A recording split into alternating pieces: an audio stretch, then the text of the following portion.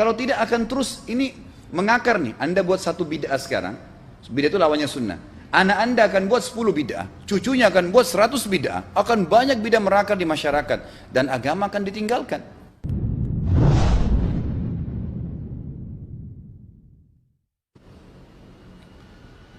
Imam pimpin doa setelah sholat, perayaan maulid Nabi, Isra Mi'raj dan zikir bersama itu bid'ah. Tanda tanya. Karena setahu saya Rasulullah tidak pernah mencontohkan. Mohon penjelasannya Ustaz. Sudah pernah saya jelaskan. Rasulullah SAW adalah guru kita. Sepakati dulu poin ini. Tidak ada guru bagi umat Islam siapapun yang syahadat kecuali Nabi Muhammad SAW. Ini disepakati dulu. Semua dai dan ulama adalah pewaris beliau, artinya harus mewariskan ilmu yang beliau ajarkan. Apa yang diajarkan itu yang disampaikan ke umat, yang tidak diajarkan mereka larang agar dikerjakan. Kan begitu mestinya. Ini kaidahnya dulu. Masalah kasus ada orang imam pimpin doa setelah sholat, jangan dibahas doanya. Doa adalah ibadah.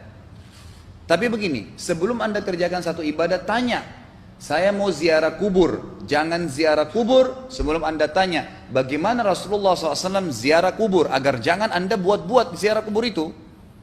Adanya orang taruh kembang di kuburan, siram air, buat batu nisan, pasang lampu, baca zikir-zikir di sana, karena dia mau ziarah kubur semaunya sendiri.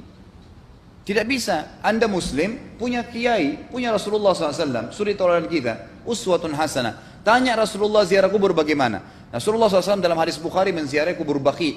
Datang, memberikan salam, mendoakan mereka, pulang. Nggak ada lagi yang lain. Nggak pernah Nabi SAW bawa kembang, siram kuburan karena sudah kering. Padahal Madinah panas 50 derajat, pecah-pecah tanahnya. Ada istilah di Indonesia kalau tanahnya pecah, kesian lagi diazab di bawah, kasih air, kasih kembang biar wangi, biar ditaruh kembang yang paling mahal. Kalau dia ahli maksiat tetap disiksa di bawah gitu kan. Jadi nggak bisa itu patokannya. Mau sholat, jangan pernah sholat dulu. Tanya Rasulullah sholat bagaimana, belajar 5 menit bisa. Oh rukunya begini, sujudnya begini, sama. Baru Allah terima. Tujuan Nabi SAW diutus untuk apa? Untuk dicontohi, diciplak hidupnya. Cara makannya, cara tidurnya, berpakaian, bahkan cara jalannya saja. Para sahabat contohnya, Nabi jalan begini. Bukankah ada hadis yang mengatakan sahabat berkata Rasulullah SAW kalau jalan seperti orang turun dari bukit. Mereka sampai membahasakan itu. Rasulullah pernah keluar kepada kami menyisir rambutnya dengan rapi ke arah sebelah kanan belakang. Ditunjukkan, gitu kan? Rasulullah SAW menyukai ini. Rasulullah SAW memakan dengan cara begini. Diajarkan kepada kita semua agar kita contohin. Yang jadi masalah bagi kita ini, kita selalu mau buat apa-apa yang tidak diperintahkan oleh Nabi SAW. Selalu alasannya baik. Sekarang kasus berdoa setelah sholat. Doa adalah ibadah, nggak ada masalah doa. Tapi kalau kita mau ikat antara sebuah ibadah dengan ibadah yang lain, tanya dulu, Rasulullah pernah ikat nggak? Pernah pertemukan nggak? Ziarah kubur dengan baca Quran. Ziarah kubur ibadah, baca Quran ibadah. Pernah nggak Nabi baca Quran di kuburan? Itu tanya. Nggak ada riwayat Nabi SAW pernah baca Al-Fatihah untuk orang mati atau baca di ayat Al-Quran. Datangkan dalilnya coba. Tidak ada satu hadis pun menjelaskan masalah itu. Lalu kenapa Anda buat? Oh karena saya mau buat ibadah. Baik, ibadah yang Nabi ajarin. Salam, doain, selesai. Jangan lebih daripada itu. Masa Anda lebih pintar dari Nabi Muhammad SAW? Habis sholat, memang paket yang Nabi tawarkan, yang beliau selalu kerjakan adalah zikir. Setelah sholat, dengan zikir sholat yang sudah masyhur, istighfar, kemudian baca Allahumma antas salam, sampai membaca ayat kursi, al-ikhlas, al-falaq, an-nas, baca subhanallah, alhamdulillah, Allah akbar 33 kali, sampai terakhir baca, digenapkan la ilaha illallah wahdahu la syarika lah. Selesai itu semua hadis Nabi SAW menjelaskan setelah sholat, Rasulullah SAW langsung berdiri. Memang beliau tidak pernah berdoa habis sholat waktu itu. Memang begitu. Bukan doanya yang jadi masalah, bukan. Karena Rasulullah tidak kerjakan, jadi kita tidak kerjakan. Saya tekankan dalam pengajian saya, kalau Anda punya hajat berdoa, berdoalah setelah sholat ba'diyah. Insya Allah aman. Karena sudah lepas dari paket yang Nabi tentukan. Selama Rasulullah SAW sudah mencontohkan dan memerintahkan sebuah perbuatan, ditentukan tempatnya, jumlahnya, waktunya, jangan pernah dilanggar. Habis sholat bacalah subhanallah 33, alhamdulillah 33, Allah akbar 33. Jangan Anda bilang saya bisa baca 100. Loh, Rasulullah suruh 33 kok. Ditentukan, jangan lebih pintar. Nanti setelah sholat, jangan ikutkan dengan paket rangkaian sholat ini. Di luar waktu sholat Anda membaca 100, silahkan. Karena nggak ada penekanan di situ. Kalau ada penekanan waktu, tempat, dan jumlah, jangan dibantah. Anda pengikut Rasulullah atau bukan gitu kan? Harus jadi jelas. Yang membuat umat ini di Indonesia juga jadi masalah sekarang karena mau buat sendiri. Semaunya sendiri. Kenapa akhi, kenapa Pak Kiai, kenapa Habib, kenapa Ustadz, kenapa buat ini? Bukankah Rasulullah tidak mencontohkan, oh enggak apa-apa ini kan baik. Loh, kalau semua orang berkata seperti Anda, apa yang tertinggal dari agama kita? Kira-kira apa lagi yang tertinggal? Enggak ada kemurnian agama karena semua orang mau buat semaunya. Gitu kan? Semaunya sendiri. Pindah rumah, baca berzanji. Apa itu berarti sejarah Nabi? Kenapa baca berzanji saudaraku? Rasulullah waktu pindah rumah pernah baca-baca gitu enggak? Enggak pernah. Kenapa dibuat? Anda muslim bukan? Muslim. Ya saya harus ikuti. Kalau tidak akan terus ini mengakar nih. Anda buat satu bid'ah sekarang. Bid'ah itu lawannya sunnah. Anak Anda akan buat 10 bid'ah. Cucunya akan buat 100 bid'ah. Akan banyak bid'ah merakar di masyarakat. Dan agama akan ditinggalkan. Kemurnian sunnah akan hilang gitu kan. Ini bahaya. Ingat. Nabi SAW mengatakan kepada kita dengan hadis yang sangat jelas. Hadis sahih riwayat Imam Ahmad bunyinya begini. Semoga Allah merahmati umatku yang menukil dariku seperti apa yang aku ajarkan atau sebutkan. Sampai ulama hadis mengatakan Nabi ucapin habis sholat astagfirullah, maka sahabat tidak ada berani yang menambah azim. Enggak ada sahabat yang bilang astagfirullah azim habis sholat, enggak ada. Astagfirullah saja karena Nabi ucapin itu. Mereka mengakui tidak lebih pintar daripada Nabi SAW. Kenapa kita harus tambah? Astagfirullahaladzim, wali walidayya, wali muslimin, panjang. Dari mana ini semua? Ditambah-tambah, diembel-embelin, kenapa? Akhirnya keluar dari ajaran Nabi Muhammad SAW. Ini masalah gitu kan? Kenapa harus dilakukan? Peringatan maulid Nabi sudah sering saya ingatkan. Anda tanya semua yang buat maulid. Kapan maulid itu sejarahnya ada? Semua buku sejarah menjelaskan tahun 230 Hijriah. Nabi meninggal tahun berapa? 11 Hijriah. Gitu kan? 11 Hijriah.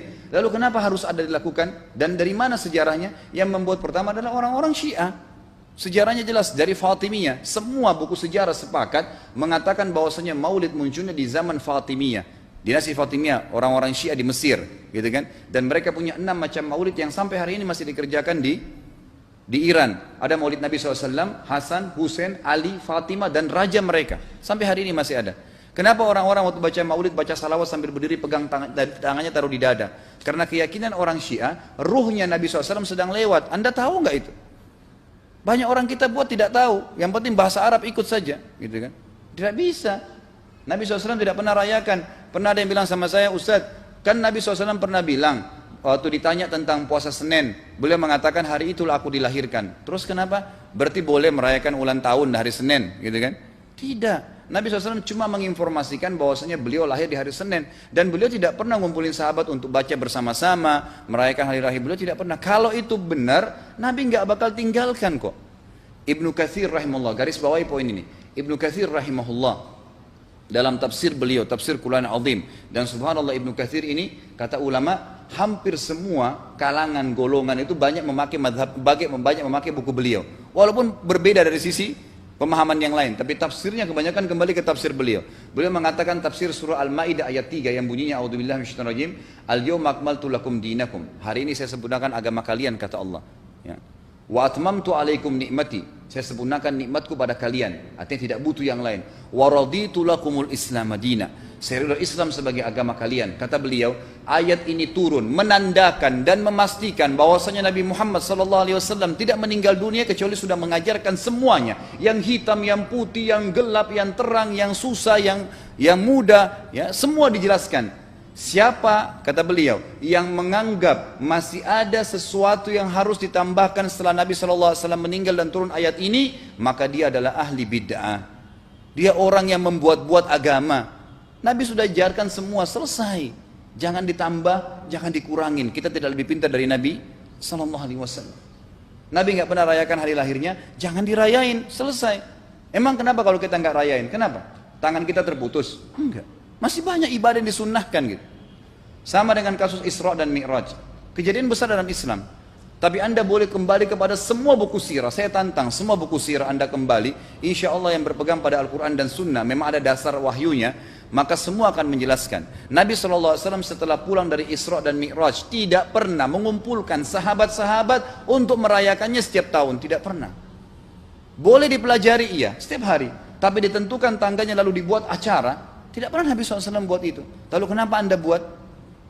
Kalau Anda mau tetap buat, ya silahkan. Itu hak terserah Anda. Tapi saya ngajak kepada Anda kembali kepada kemurnian ajaran Nabi SAW. Kita tidak akan pernah kembali, kata Syekh Utsaimin rahimahullah, umat Islam ini akan kembali kepada kejayaan mereka kalau mereka betul-betul kembali kepada ajaran Rasul mereka Muhammad sallallahu alaihi wasallam. Murnikan ajaran Nabi yang jalankan seperti yang beliau ajarkan, selesai, akan aman. Pasti akan kembali kejayaannya. Kita nggak bisa saling menghardik, saling menyalahkan yayasan ini, organisasi ini, kelompok ini, karena masing-masing mau beristidlal sendiri, mau menjalankan sendiri hukum-hukum agama ini, bukan mengikuti sunnah Nabi sallallahu alaihi wasallam. Jemaah haji kita, jemaah umrah, datang ke Mekah, tur dalam kota Mekah, naik ke gunung untuk lihat Gua Hira. Kenapa naik ke Gua Hira? Oh, Rasulullah pernah di sini. Baik, saya jelaskan. Nabi Muhammad SAW ke Gua Hira sebelum turunnya wahyu. Dan beliau terakhir sekali di Gua Hira pada saat menerima Iqra bismi rabbikal ladzi khalaq. Itu saja. Setelah kejadian itu, beliau turun dari Gua Hira. Dari waktu itu sampai meninggal, Nabi SAW tidak pernah ke Gua Hira lagi dan tidak pernah suruh sahabatnya ke Gua Hira. Kenapa anda ke Gua Hira? Sampai naik 3 jam ada yang jatuh mati. Karena jahil, tidak tahu pemahaman agamanya. Nggak bisa begitu. Cukup dikenang iya. Kecuali Nabi SAW suruh, datangilah Gua Hira. Ya silahkan. Gitu kan? Kalau enggak, kan begitu. Masalah Isra Mi'raj, saudaraku, kejadian besar. Ambil ibrahnya, yang penting ilmunya. Oh, salat 5 waktu, kejadiannya pernah gini. Ada kebesaran Allah, ambil pelajarannya iya. Yang Nabi tidak contohin, maka jangan dikerjakan. Hanya itu saja. Zikir bersama, di sini ditanyakan juga zikir bersama. Nabi SAW disebutkan dalam hadis Bukhari, kalau berzikir habis sholat, beliau membaca zikir tertentu, sahabat baca zikir tertentu, sahabat baca zikir tertentu. Jadi Nabi SAW tidak pernah paksain. Enggak pernah Nabi misalnya baca ayat kursi, harus semua sahabatnya ikut ayat kursi, enggak. Nabi SAW baca ayat kursi, si fulan baca al-ikhlas, si fulan baca subhanallah, masing-masing. Dan ingat, Allah SWT mengatakan apa? Tentang masalah zikir dan doa ini. Ya. Dikatakan, ya, kita harus berdoa kepada Allah, ya, wadunal jahri minal qawli bil gudui wal asal, wala takum minal ghafilin. Berdoalah kalian, berzikirlah kalian dengan doa kalian, dunal jahr minal qaul, tidak dengan teriak-teriak. Allah berfirman dunal jahr, tidak teriak-teriak, ya. Dan janganlah kalian menjadi orang-orang yang lalai. Makanya pernah ada sahabat, waktu Nabi SAW berkata begini, dalam hadis Bukhari juga, waktu pulang dari salah satu perjalanan, kalau kalian sedang menukik, kuda unta lagi menukik, bertakbirlah, bilang Allahu Akbar. Kalau kalian sedang menuruni sebuah lembah, bertasbihlah, bilang subhanallah. Ada satu sahabat badui, orang dari padang pasir, semangat dia jalankan sunnah Nabi. Waktu kudanya lagi naik, Allahu Akbar, dengan suara keras dia teriak. Jalankan sunnah kan, tapi teriak ya. Apa yang terjadi? Nabi SAW panggil, dia ditepuk pundaknya, Nabi mengatakan, pelankan suaramu. Zat yang sedang kau panggil tidak tuli. Allahu Akbar, cukup. Ada apa? Kecuali di medan perang lain nakutin musuh. Gitu kan? Untuk apa takutin kuda sendiri? Nggak perlu, gitu kan? Jadi mengikuti sunnah Nabi dengan ilmu yang benar itu akan membawakan ketenangan hidup. Yang buat kacau kita ini jadi kacau karena mau membumbu-bumbui macam-macam ditambah-tambah.